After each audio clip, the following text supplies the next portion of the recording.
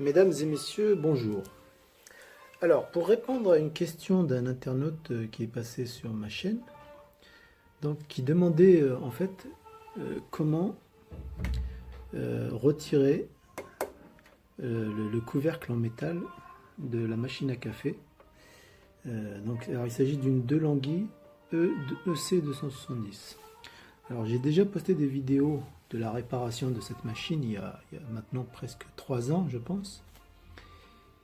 Et donc là, je vais vous montrer en fait comment on enlève cette partie. Alors, dans un premier temps, il faut enlever le socle de la machine. Alors donc là, comme vous pouvez voir, je l'ai enlevé. Le voici, je vais le montrer ici. Voilà, donc ça c'est le socle. Voilà. Je vais le retourner. Voilà, donc le socle se présente ici avec donc ici 1, 2, 3, 4, 5, 6. Voilà, en fait ça se présente avec 6 vis de type Torx. Alors c'est des vis en étoile. Alors c'est pas celle-là, où est-ce qu'elle est? Je vais en prendre une. Non, c'est pas ça. Ah voilà, c'est ça. Voilà, donc c'est des vis de ce type-là. C'est des vis en étoile avec une petite pointe au centre. Et donc pour dévisser ça, il vous faudra un tournevis de type Torx. Voilà, donc avant de commencer, vérifiez que vous avez ce type de tournevis. Ensuite, la machine présente aussi des vis de type plus traditionnel, donc cruciforme, comme ça. Voilà, mais en tout cas, déjà pour enlever le socle, il faut enlever ces 6 vis de type Torx. Une fois que ça c'est fait, vous devez enlever donc le dos de la machine qui est là. Alors le dos de la machine, c'est ce volet-là, ok. Alors il est tenu par deux petites, voilà, vous voyez les petits trucs là, voilà, ça c'est tenu par ça. Alors c'est deux clips qu'il faudra enlever.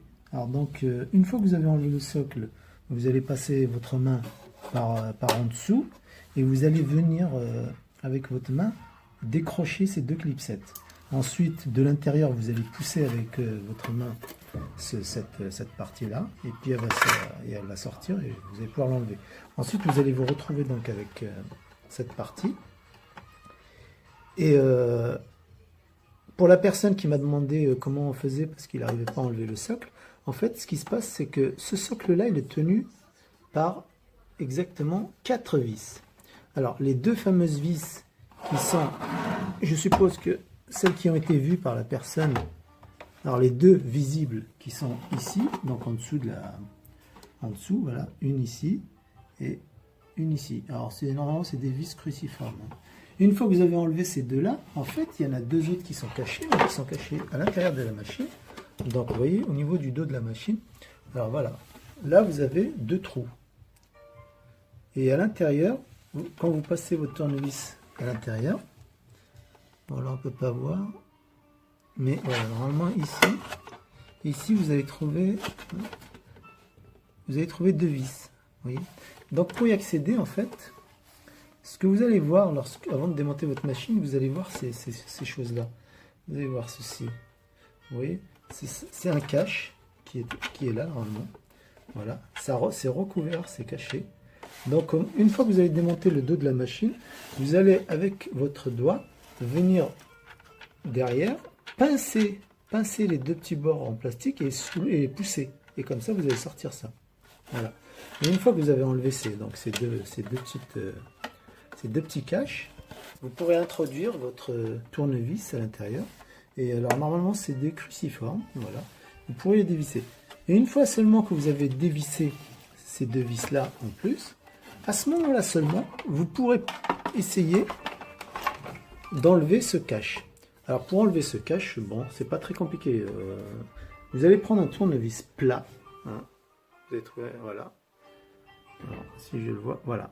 Vous allez venir ici, entre le plastique et la partie en métal, et vous allez essayer de vous introduire, voilà. Vous allez essayer de, sans forcer, hein, vous introduire doucement. Et là, vous allez soulever un peu. Vous voyez? Hop. Je vais essayer de le faire sans... Voilà. Vous allez essayer de... Voilà. Vous essayez en glissant, voilà. Une fois que vous avez bien glissé le tournevis, sans forcer, vous essayez un petit peu de décaler le truc en ferraille. Jusqu'à ce que ça se désolidarise. Mais, comme je vous l'ai dit, hein, sans jamais forcer.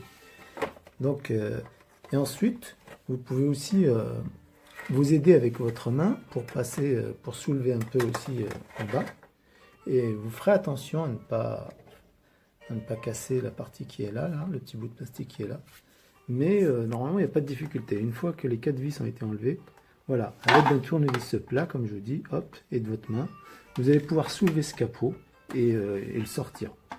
Bon, là, je ne peux pas le faire en tenant ma caméra, je ne peux pas le faire en tenant mon téléphone et en le faisant, mais je vais mettre pause et je vais l'enlever, vous allez voir que c'est pas compliqué. Alors, je reviens donc vers ce que je disais. En fait, c'est encore plus simple que j'ai pensé. Plutôt que d'introduire le tournevis sur la partie que je vous ai montré au préalable, en fait, le mieux, c'est de le faire par en bas, ici, c'est-à-dire sur la partie basse, ici.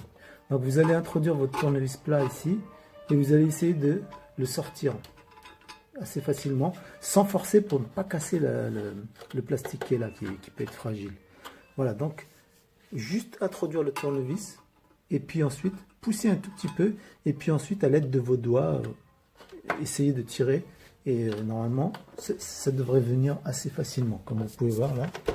Et après le plus compliqué, enfin le plus compliqué, c'est pas si compliqué que ça, mais c'est ensuite d'enlever complètement le capot en jouant avec le bout de plastique qui est là. Il faut pas que parce qu'il va vous gêner un petit peu, donc il va falloir jouer un peu avec vos deux mains pour pouvoir le désolidariser. Voilà. Mais voilà, donc c'est pas vraiment compliqué. Alors voilà, comme vous pouvez le voir, j'ai réussi à donc en aidant de mes mains donc à sortir le capot. Alors vous ferez gaffe au moment de retirer le capot. Comme vous pouvez le voir, il y a un fil qui est relié à la masse, donc c'est ça. Donc il ne faudra pas tirer violemment sur votre capot pour le poser par exemple, au risque de casser le fil qui est là. Donc dès que vous avez désolidarisé le capot du plastique là, vous faites attention au fil qui est retenu. Donc voilà, avant d'enlever le capot, donc vous devrez quand même enlever la vis qui est là. Voilà. Et après, vous aurez tout le loisir, comme vous pouvez le voir, hein, d'accéder à toute la partie qui est là, à la chaudière. Si vous voulez changer des tuyauteries ou des fils ou je sais pas ou quoi d'autre, voilà, vous aurez accès à tout. Vous voyez, voilà. Donc,